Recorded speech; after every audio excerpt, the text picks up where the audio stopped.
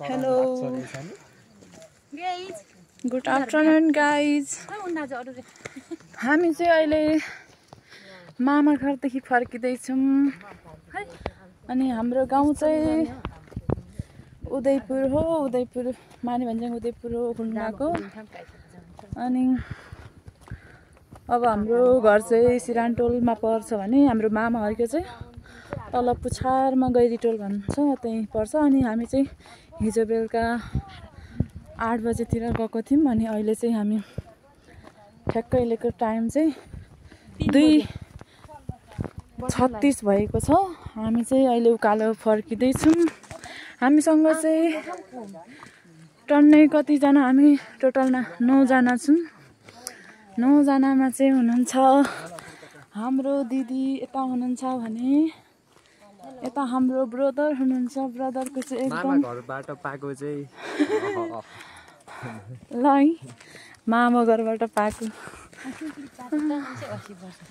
अनि म चाहिँ सोली बोकिरहेको छु। हामी चाहिँ वाम्बुले राई हो। अनि हाम्रो चाहिँ पाहुना जाँदाखेरिमा छोरीचेलीले चाहिँ यसरी सोली बोकेर जाने चलन छ। अनि उहाँ चाहिँ पछाडि दिदी हुनुहुन्छ। उहाँ चाहिँ भर्खरै बिहे गर्नुभएको, त्यही भएर उहाँ चाहिँ सोली बोक्नु भएको छैन भने। अनि यता हुनुहुन्छ मेरो मम्मी र मामु हिँड्दै हुनुहुन्छ भने भाइ चाहिँ बसिरहेको छ। बाबा पनि यहाँ अगाडि जाँदै हुनुहुन्छ भने अलिक पर अगाडि चाहिँ अङ्कल भाइहरू पनि दिदीको छोरा पनि गइराख्नु भएको छ। अनि अब हाम्रो चाहिँ बाटो यस्तै छ। डाँडापाखा पछाडि ब्याकग्राउन्डमा देख्न सक्नुहुन्छ लिप्जू डाँडा। ओखलढुङ्गा मानेभन्ज्याङ उँभोमा पर्छ लिप्जू चाहिँ। हजुर ए म चाहिँ बोलिरहेको बेला मेरो भाइले चाहिँ यहाँ ब्याकग्राउन्ड देखाउनु न दिदी राम्रो छ भन्दै हुनुहुन्छ। अनि यसो हेर्न सक्नुहुन्छ तपाईँहरू पनि। हाम्रो चाहिँ यो चाहिँ गाउँको रोड हो। अब यस्तै हुन्छ। अब यो पक्की होइन, अब यसो कच्ची छ अझै पनि। यसो सानो बोलेरोहरू गाडीहरू चाहिँ हिँड्छ। मैले चाहिँ यो भिडियो मेमोरीको लागि क्याप्चर गर्दैछु। हामी चाहिँ म मम्मी बाबा अनि भाइहरू 2 जना, दिदी अनि दिदीको छोरा अनि अङ्कल पनि हुनुहुन्छ। हामी चाहिँ जम्मा 9 जना छौँ। अब चाहिँ हामी रोड छोडेर यो साइडबाट हामी रोड छोडेर यता बाटो जानेछौँ। अनि यो बाटो चाहिँ म तपाईँहरूलाई भिडियोमा देखाउँछु, तपाईँहरू पनि हेर्नु होला हाम्रो गाउँको बाटो कस्तो रहेछ।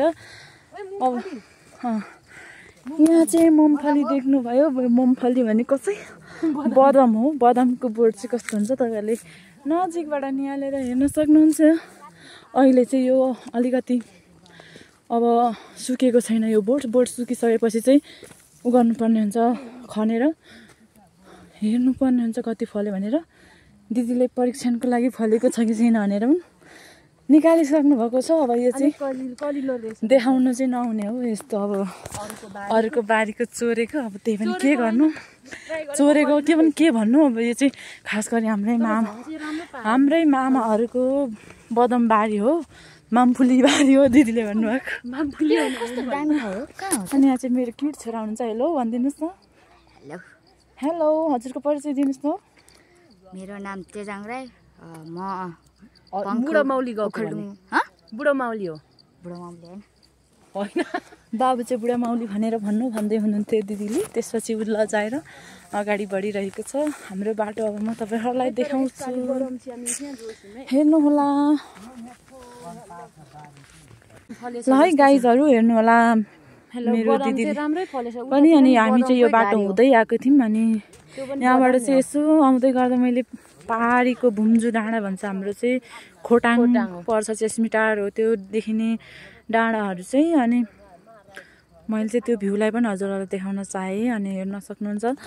अनि तल चाहिँ गोठाला गर्दै हुनुहुन्छ। को चाहिँ रहेछ म चाहिँ चिन्दिनँ है। अब हाम्रो अब एउटै गाउँ भए पनि एउटै टोलको होइन, हामी चाहिँ अब त्यस्तो बोलचाल हुँदैन, त्यही भएर म चाहिँ चिन्दिनँ। अब हामी चाहिँ यस्तै हो गाउँघरको बाटो। अब हामी यही बाटो हुँदै जान्छौँ। अनि उहाँहरू पनि हेर्दै हुनुहुन्छ है पारीको सिन। अब मेरो मम्मी र मामुको उहाँहरूको चाहिँ माइती घर हो। अब पहिला उहाँहरू त्यो पारी जङ्गलतिर घाँस गोठाला गर्नुहुन्थ्यो अरे। अनि उहाँहरूले चाहिँ एकछिन बिसाएर यसो अडेर हेर्दै हुनुहुन्छ। अनि तल देख्नुभएको चाहिँ अहिले यो बदाम बारी रहेछ। अनि यसो हेर्ने मात्रै गाइजहरू, अब हामी पनि खाने होइन, तपाईँहरू पनि खान पाउनुहुन्न। बाबु चाहिँ के खाँदै हुनुहुन्छ भन्नुहोस् त घाँस घाँस प्लिज। बाबु म चाहिँ बाबु भन्छु। अब बाबुको नाम चाहिँ तेजाङ राई हो। ऊ चाहिँ मेरो दिदीको छोरा भएकोले म चाहिँ बाबु भन्छु। अब पहिला म सानो हुँदाखेरि म उसलाई छोरा भन्थेँ। अनि म तपाईँको छोरा होइन, मेरो मम्मी त अर्कै छ भन्थ्यो मलाई। त्यही याद आयो अहिले यसो बोल्दै जाँदाखेरि। अब हाम्रो चाहिँ गाउँमा छोरीचेलीले यसो कोसेली बोक्ने भन्ने, भरिया भन्ने चलन हुन्छ। अब आज चाहिँ अनि मामुले पनि छोरी लिएर आउनुभएको थियो, बहिनी लिएर आउनुभएको थियो। अनि फेरि म चाहिँ बहिनी चाहिँ अब उता फेरि दाईको ससुराली जानुपर्ने भएछ। अनि बहिनी चाहिँ अगाडि नै गइसक्नु भएको थियो। अनि त्यही भएर मेरो भाइले चाहिँ नि ब्याग बोक्दैछ। छोरा मान्छे भए पनि ऊ चाहिँ कोसेली बोक्ने अहिले भरियाको रूपमा प्रस्तुत भइरहेको छ भने यसो आउँदै गर्दा अब हेर्नु त गाइजहरू, हाम्रो चाहिँ गाउँघरमा अब दसैँ तिहार चाडबाड आउने बित्तिकै अहिले 1-2 दिन अगाडि चाहिँ हामी चाहिँ बाटो सफा गर्ने चलन छ। यता चाहिँ हेर्न सक्नुहुन्छ सबै बाटोहरू सफा गर्नुभएछ। सबै यो झाडीहरू काटेर यता सुकिराखेको अवस्था देख्न सकिन्छ। अनि उता पहाडी गाडी आइरहेको बस देख्न सक्नुहुन्छ मसिनो। हामी चाहिँ अब कतै हिँड्नु पऱ्यो, काठमाडौँ जस्तै बाहिर हिँड्नु पऱ्यो भने त्यही बाटो हुँदै जान्छौँ। अनि त्यता चाहिँ अहिले ब्लोर देखिन्छ होला, मेरो क्यामेराको क्वालिटी चाहिँ राम्रो छैन कि। अनि यो चाहिँ भोर्ले गाउँ हो। अब मेरो चाहिँ सास पनि बढिरहेको छ। अब हामी चाहिँ अब यो त अलिक गाउँ साइड आइपुग्यो। म चाहिँ अलिक नबोली हिँड्छु कि गाइजहरू, मलाई चाहिँ लाज लाग्छ। अनि त्यही भएर म चाहिँ साइलेन्टली भिडियो बनाउँछु। ओके,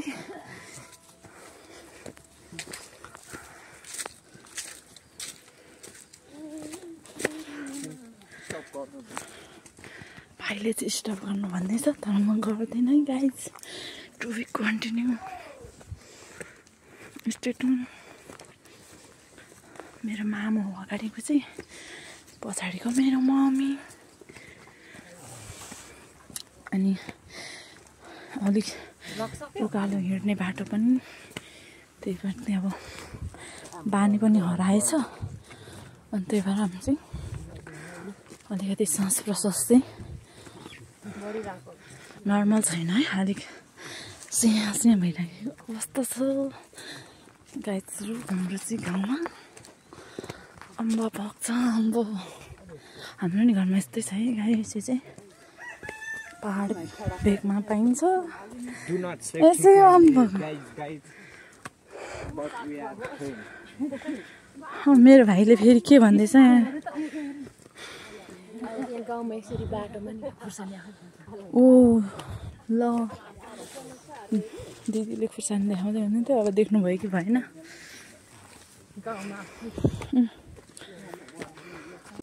म चाहिँ गाइजहरू कन्टिन्यू भिडियो बनाउँछु। अब भाइले चाहिँ अघि नै गाइज नभन्नु, यो चाहिँ ट्रेन्ड भन्दै हुनुहुन्थ्यो, त्यो पनि म भनिहालेँ। अब आदत चाहिँ त्यस्तै छ। मेरो मम्मीले चाहिँ के गर्दैछ भनेर हेर्दै हुनुहुन्छ। उहाँको चाहिँ जुत्ताको लेस खिच्केछ, अनि जुत्ताको लेस बाँध्दै हुनुहुन्थ्यो। यता भाइलाई चाहिँ गर्मी भएछ कि, अनि पछाडि ढाडमा पनि पसिना आइसकेको छ है गाइज। अनि उसले ज्याकेट पनि खोलिसकेको छ। अनि एउटा ज्याकेट चाहिँ बाबाको हो, अनि एउटा चाहिँ आफ्नै बोकिराखेको छ। अनि हाम्रो चाहिँ दसैँ रमाइलो भयो। अब यता हेर्न सक्नुहुन्छ है गाइज, यो चाहिँ रुमाले खेत भन्छ। यो चाहिँ गैरीटोलको यो कोक्टम्पो के भन्ने ठाउँमा पर्छ है। यो चाहिँ हेर्न सक्नुहुन्छ रुमाल जस्तै सेपको छ खेत पनि। यहाँ चाहिँ धान खेती गर्नुभएको रहेछ अहिले चाहिँ। हाम्रो चाहिँ बाटो चाहिँ यस्तै छ।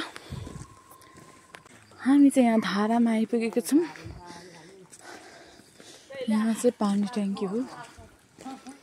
अनि हाम्रो चाहिँ गाउँघरमा आजभोलि धेरै जसो यस्तो गोदरेज फुल भन्दो रहेछ।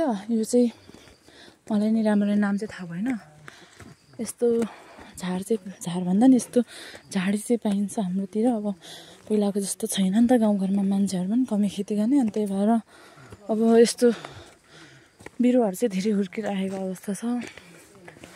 अब यहाँ चाहिँ हामी बरपिपल नजिकै आइसक्यौँ। पहिला चाहिँ हामी सानोमा स्कुल जाँदाखेरि यस्तै बरपिपलमा छेउमा अनि बाटैमा पर्थ्यो, अनि हामी यस्तरी बरको जरामा चाहिँ झुन्डेर हामी पिङ खेल्ने गर्थ्यौँ। अनि यसको सानो सानो जराले चाहिँ हामी कपाल बाट्ने काम पनि गर्थ्यौँ। 2 चुल्टी बान्यो भने यसले चाहिँ लामो हुन्छ भन्ने हाम्रो पहिलादेखि अन्धविश्वास थियो। अनि यो चाहिँ सामुदायिक भवन रहेछ कि अब अहिले चाहिँ युजमा छैन क्या हो, त्यही भएर यस्तो देख्न सक्नुहुन्छ है। हजुर अझै टाइम लाग्छ हामीलाई 30 मिनट। हजुर बाबुलाई चाहिँ पसिना आइसकेछ कि, अनि सोध्दैछ कतिखेर हामी मामा घर पुग्छौँ भन्दैछ। ऊ चाहिँ हाम्रो चाहिँ मामा घर हो भने तेजाङ बाबुको चाहिँ बुढो माउली घर हो। अब हाम्रो घरमा चाहिँ उसको मामा घर हो। त्यो चाहिँ फर्सी फलिराखेर चाहिँ गाई तर यहाँ पनि रहेछ है, मैले परेको देखाउँदै थिएँ। यहाँ बाटोमा पनि रहेछ। हाम्रो चाहिँ गाउँमा धेरै जस्तो मकैबारीमा चाहिँ मस्याम छर्ने चलन छ। मस्याम भनेको चाहिँ एउटा दलहन चिज हो, अनि यो चाहिँ हामी दालको रूपमा प्रयोग गर्छौँ। अनि यो अग्लो पात लामो भएको देख्नु भएको छ। यो चाहिँ अब सबैले नचिन्न सक्नुहुन्छ। अब यसलाई चाहिँ जुनेलो भन्छ। यसलाई चाहिँ पहाडी भेगमा पाइन्छ। यो चाहिँ मस्याम चाहिँ मङ्सिर पुसतिर उखाल्ने बेला हुन्छ। अहिले चाहिँ भर्खर फुलिरहेको रहेछ। अब कुनै वर्ष अलिक राम्रो फल्छ भने कुनै वर्ष राम्ररी फल्दैन पनि। यो भनेको अब बर्सात मौसमको कारण नै हुनसक्छ। अब कुनै बेला रोग लाग्छ, कुनै बेला के हुन्छ। अनि अहिले चाहिँ यस्तो रहेछ। अब यो चाहिँ हामी मकै अब 2 पटक गोड्छौँ, अनि दोस्रो पटक गोड्दा चाहिँ हामी यसलाई मस्यामलाई छर्ने गर्छौँ। अनि यो जुनेलोको चाहिँ हामी चाहिँ अब नेपाली भाषाबाट के भन्छ त्यो थाहा छैन। कागे भन्ने हुन्छ कि, अनि सायद त्यो अब फल नलाग्ने हुन्छ। त्यो चाहिँ अब त्यो भित्र चाहिँ कालो हुन्छ, त्यही भएर कागे भनेको होला मेबी। अनि त्यही भएर हामी चाहिँ कागे भन्छौँ। अनि त्यसलाई चाहिँ हामी सानो हुँदाखेरि अनि यसो टाढैबाट देखिन्छ कि गाई छ नि, चिनी पनि छ पनि कागे छ भने। अनि त्यो कागेको बोट चाहिँ सेम हुन्छ भने, अनि माथि चाहिँ टुप्पोको पात चाहिँ यो जुनेलो भएको चाहिँ सिधा हुन्छ भने, अनि कागे भएको चाहिँ यस्तो टुप्पोको पात चाहिँ उता साइडमा राइट अर लेफ्ट साइडमा ढल्केको हुन्छ। त्यस्तोमा चाहिँ कागे पाइन्छ क्या। यस्तो देखिन्छ क्या त्यो कागे भन्ने खानेमा चाहिँ ठ्याक्कै 2टा औँला यस्तो गरेको। दिदीलाई पनि एक्सपिरियन्स रहेनछ, त्यस्तो चाहिँ हुँदैन ल गाइस।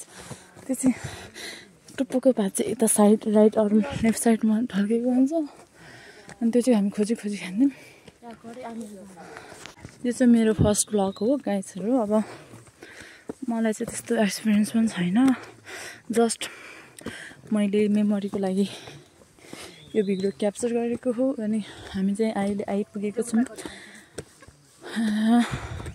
स्कुल घर नजिकै। अब यहाँ चाहिँ देउताको थान पनि छ माथितिर।